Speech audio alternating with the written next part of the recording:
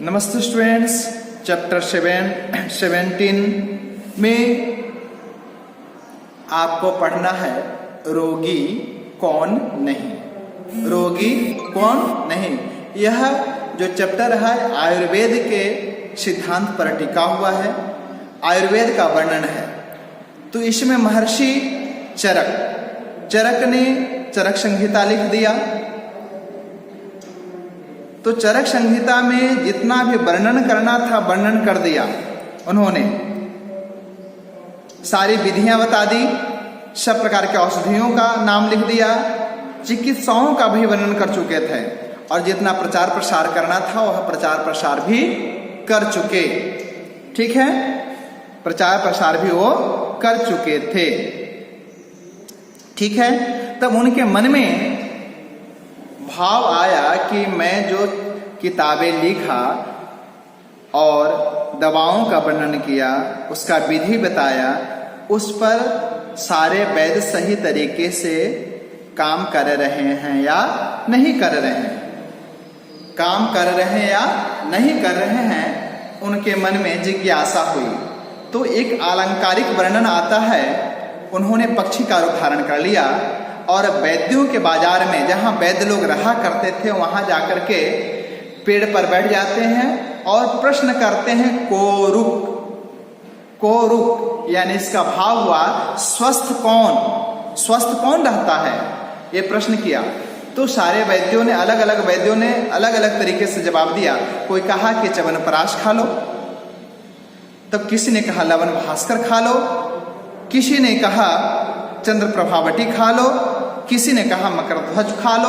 तो अलग अलग जवाब, लेकिन संतुष्टि चरक को नहीं मिल रहा था। वो अंतर मन से दुखी भी हो जाते हैं। दुखी होकर के जंगल में चले जाते हैं। पास में एक नदी बह रही थी, सूखा हुआ पेड़ पर जाकर बैठ जाते हैं। तो देखते हैं कि एक व्यक्ति स्नान करके लौट रहा है। वो भी वैद्य ही थे, डॉक्टर ही थे, आयुर्वेद का ज्ञाता थे। उन्होंने प्रश्न किया, चरक ने वो पक्षी का रूप जो धारण कर लिए थे, प्रश्न किया कोरुक स्वस्थ कौन, ये प्रश्न किया।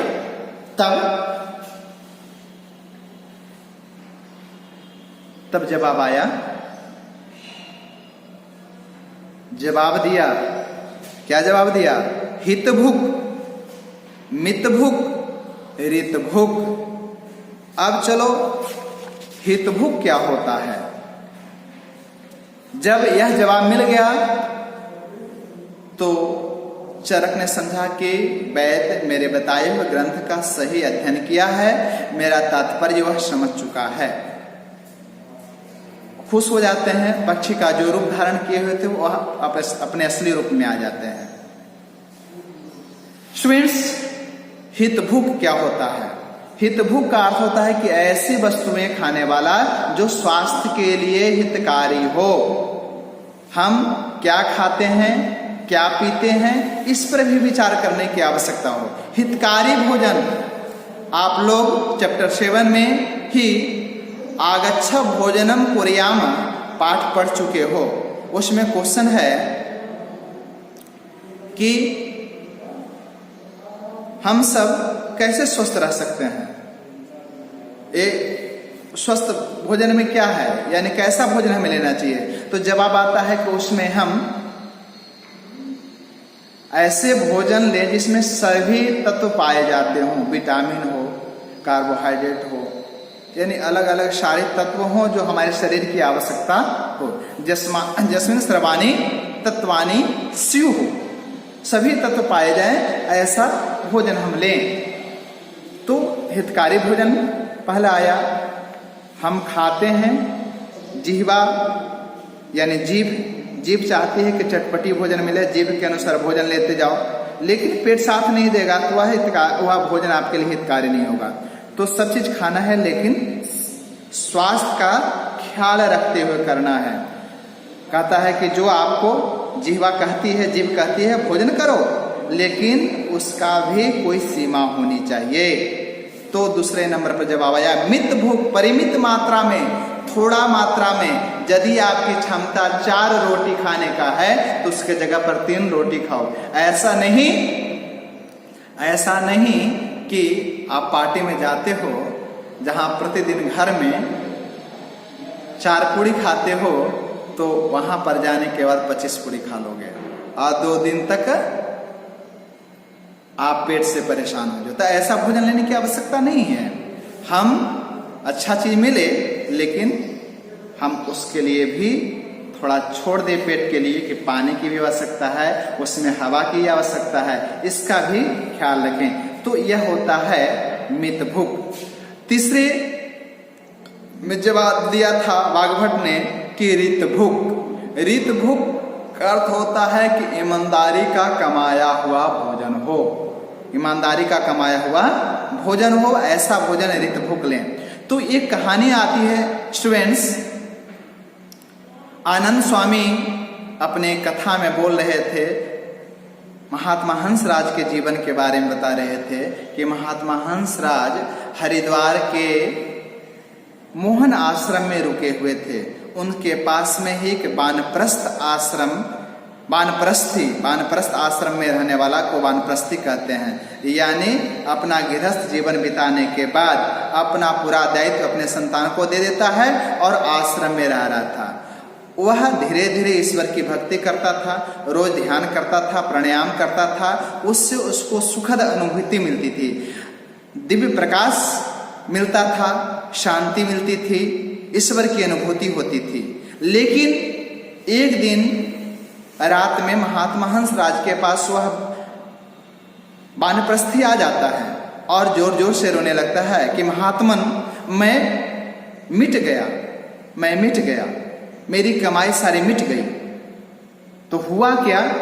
तो कहा कि आज मैं रात में ध्यान लगा रहा हूं तो एक नवजवान युवती दिखाई दे रही है लाल कपड़े में। मैं बार बार कुल्ला करता, मुंह पोंछता, थोड़ा सा हाथ पांव धोता, ध्यान करता, पुनः बार बार वही युवती दिखाई दे रही है। आज क्या हो गया? कैसे? ये मेरा लगता है कि पुण्य क्षीण हो रहा है, पुण्य नष्ट हो रहा है, क्यों ऐसा हो रहा है?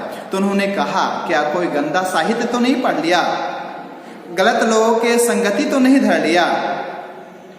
तो कहा कि ऐसा कुछ नहीं हो। लेकिन बात में निकल गया, हाँ मैं एक भंडारा में गया था, एक सेठ ने भंडारा किया था और भंडारे में वहां में भोजन किया था। तो पता लगा वह सेठ कौन था। तो पता चला कि वह सेठ अपने विवाह करने योग्य पुत्री को, बेटी को एक बूढ़े व्यक्ति के हाथ बेच देता है। उसके लिए योग्य वर न खोज करके, योग्य पति न खोज करके बूढ़े व्यक्ति के हाथों बेच देता है और उस पैसे को लेकर तो उसमें से 2000 रुपया लाता है प्रायश्चित करने के लिए, ये यहाँ पर भोजन करवा रहा है। तो वह कमाई कैसा है? पुण्य का कमाई है। पुण्य भाव से नहीं वह भंडारा कर रहा है, पुण्य भाव से वो भंडारा नहीं किया, वह तो प्रायश्चित कर रहा है। तो प्रायश्चित का अन्न का प्रभाव है और जब तक इस अन्न का प्रभाव रहेगा तब तक तुम्हारे मन में ऐसे को विचार आते रहेंगे।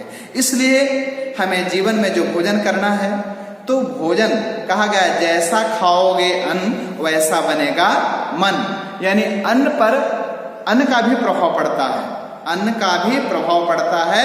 इसलिए हम भोजन करते समय ये जरूर ख्याल रखें, जो मैं भोजन कर रहा हूँ, हमारे जो गार्जियन धन संपत्ति ला रहे हैं वह ईमानदारी के कमाई का है या नहीं है, इसका भी विचार करने की आवश्यकता। नहीं तो क्या होगा? आत्मा मलिन हो जाती है। आत्मा मलिन, आपको जो जीवन में विकास होना चाहिए, जितना तेजी से विकास करना चाहिए वह विकास आपका रुक जाएगा यदि ईमानदारी का पैसा नहीं होगा। इसलिए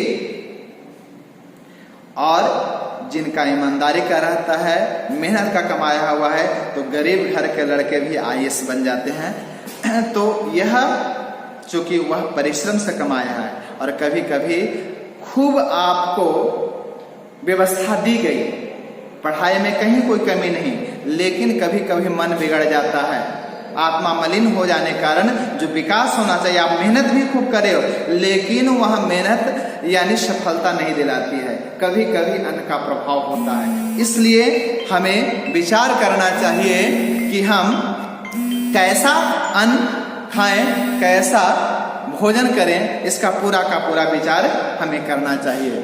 ठीक है, तो इस प्रकार इनका जवाब था हितभुक, हितभुक, मितभुक और ऋतभुक, ये 3 चीजों ने कहा।